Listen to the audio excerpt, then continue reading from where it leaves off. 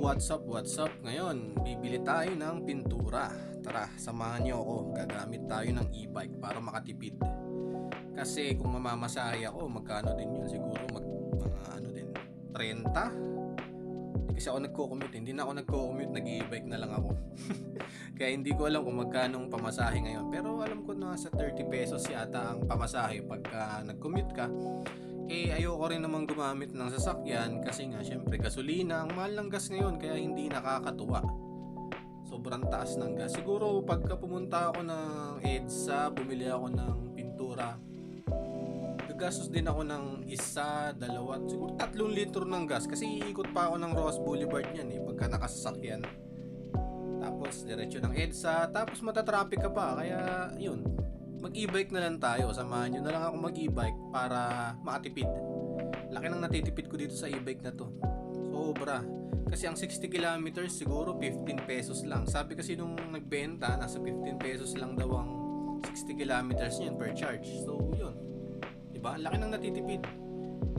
Kumbaga, kung magmumotor ka, siguro 1 litro gagasusin mo dyan or 2 litro. Sabihin na natin isa. Kano din yun? 80 pesos? 85 ngayon? Sa e-bike yan, 15 pesos lang. Wala ka masyadong gagastusin. Wala pang maintenance. Laki ng natitipid talaga. Hindi katulad sa sasakyan o kaya sa motor na kailangan mo magpa-change oil siguro sa sasakyan kasi ako sa Innova ko, ang ginagawa ko every 6 months nagpapa-change oil ako, tapos may mga maintenance, palinis ng preno o kung ano pang kailangan gawin. Siyempre para safe, di ba? Dami kaso yun yan, daming gastos. Dami mong gagastusin talaga. Magkano lang is ngayon, yung Innova is 5.5 liters. Yung langis, di ba? Ang dami. Tapos sa motor naman, wala akong idea kasi wala naman akong motor. Hindi nga ako marunong magmotor Ngayon lang ako nag-e-bike, kaya yan, nasanay na ako sa sasakyan na yun ang maintenance ko. Tapos pagdating dito sa e-bike, wala. As in wala. Wala kang change oil. Siguro papalit ka lang ng preno, papalit ka ng gulong pag naputput, pero yun, matagal-tagal pa yun. Hindi ka pa magpapalit niyan agad kasi yan, lalo na yan, bago pa yung e-bike namin, kaya siguro mga 1 taon, 2 taon bago ako magpalit ng preno, tsaka gulong, tsaka hindi ko rin naman siya laging ginagamit. Ganito lang, pag may bibilin, pag may pupuntahan, hindi ko pa naman siya maigala kasi hindi naman ako mahilig talaga gumala, minsan lang, depende. Tsaka yung yung battery, so kailangan talagang i-upgrade kung gusto mong gumala. Kasi 60 kilometers lang naman yan 60 kilometers lang yung kaya niyang puntahan. So dapat ipaplano mo talaga yung pupuntahan mo. 30 kilometers siguro, tapos papunta, tapos 30 kilometers pa uwi. Hanggang ganun lang, di ba? Saan lang ba makakaabot ng 30 kilometers mo mula dito sa Pasay to Valenzuela? Or dito sa Pasay to Imus, Cavite, di ba? Sabihin na natin ganun. Hindi ko alam. Hindi naman ako galay. Pero yun, hanggang dun lang yung abutin ng battery mo. Kaya kailangan mo mag-upgrade kung gusto mong lumayo or gusto mong gumala. Unless may pupuntahan ka sa ibang lugar na within 60 kilometers, pwede mong i-one way yung 60 kilometers na yun. Tapos doon ka na lang makicharge ka ng 6 hours. Doon sa kakilala mo, di ba? 6 hours yung charging, grabe, di ba? Ang tagal. So kailangan mong tumambay doon ng 6 hours or doon ka na matulog para lang ma-charge mo siya. From from low-bat to full charge, nasa 6 to 8 hours daw kasi. Pero ako, sa try ko, 6 hours lang 6 hours lang, full charge na siya Mabilis lang naman para sa e-bike na naka-lead acid. Diba? Pero yun nga, nagbabalak din ako magpalit ng lithium kung may pera kasi ang mahal talaga.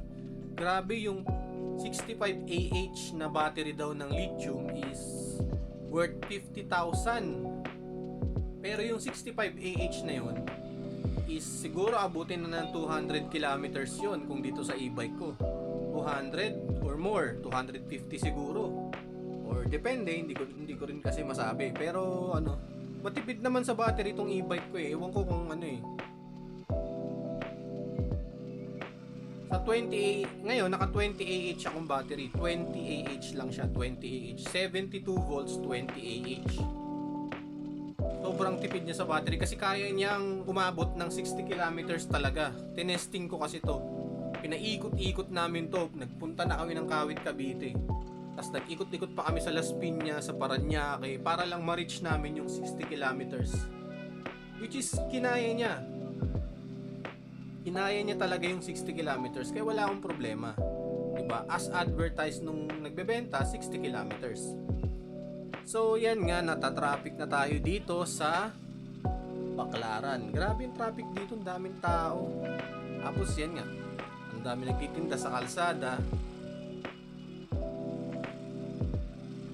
Pero at least, di ba, marangal yung trabaho nila, kaya wala tayong magagawa.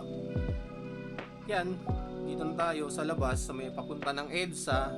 Dito hindi masyadong traffic, pero di ba, daming jeep no. Oh, sarado yung pagbibilang ko ng pintura. Sarado nga ba? Pasukin natin. Tignan natin kung sarado nga. Hindi, lunch break lang. Sige guys, mamaya na lang, bibili muna ako. Yun, pabalik na tayo guys. Pauwi na, nakabili na ako. Hindi ko na na-videoan kasi nahiya ako kila kuya Pero yun nga, nag-lunch break muna sila, tapos hinintay ko sila. Siguro naghintay din ako ng 30 minutes bago sila nag-open.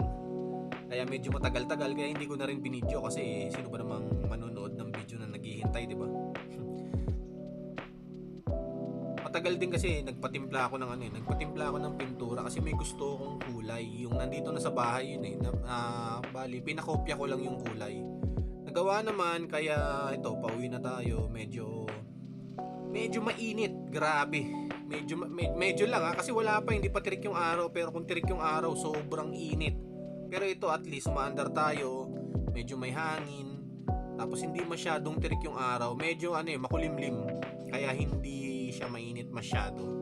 Medyo konti lang, pero mainit pa rin. Ewan ko kung bakit sobrang init talaga ng panahon dito sa Pilipinas. Swerte na nga ako kasi hindi tirik yung araw Tapos medyo mahangin pa, pero yun nga, dahil medyo mahangin, maingay sa camera, maingay sa mic to Pero yun, check na lang, di ba?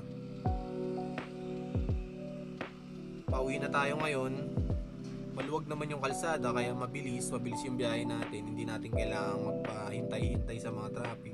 Medyo may slight kasi may mga tumitigil na jeep, may tumitigil-tigil na taxi, depende kasi yan sa Depende kasi yan sa dinadaanan natin Kasi minsan kahit naman nasa gilid ka na, biglang may lumilikong jeep sa harapan mo tapos titigil, di ba? Yun nga, sayang din sa battery yun pag ganun Pag patigil-tigil ka, sayang sa battery. Kaya ako minsan, ang ginagawa ko, dahan-dahan na lang. Kumbaga, binabagalan ko na lang at least, di ba? Umaandar ka kahit na medyo mabagal ka, tapos hindi ka preno ng preno. Kumbaga na-conserve mo yung power ng battery mo. Tapos less overheat din sa makina ng e-bike, di ba? Kasi pagka pinupush mo talaga siya sa limit niya, medyo mainit yung motor.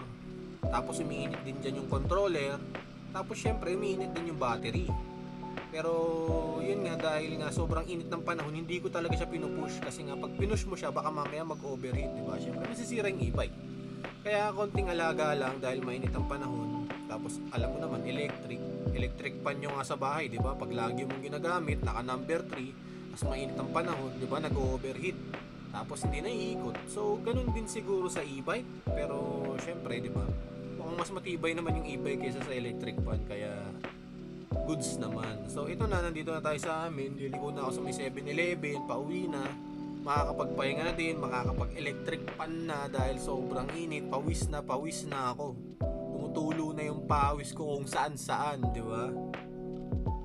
Yun yung hindi nakakatuwa pag nag-e-bike or nagmumotor ka, di ba? Yung init kasi pag sa sobrang init, pawis na pawis ka talaga, hindi mo maiwasan. Literal na pawis ka.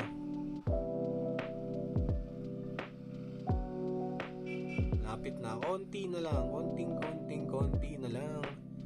Buti na lang at hindi masyadong mainit, makakapagpahinga na din. Ito na tayo sa tapat ng gate namin. So yun, bye bye na guys.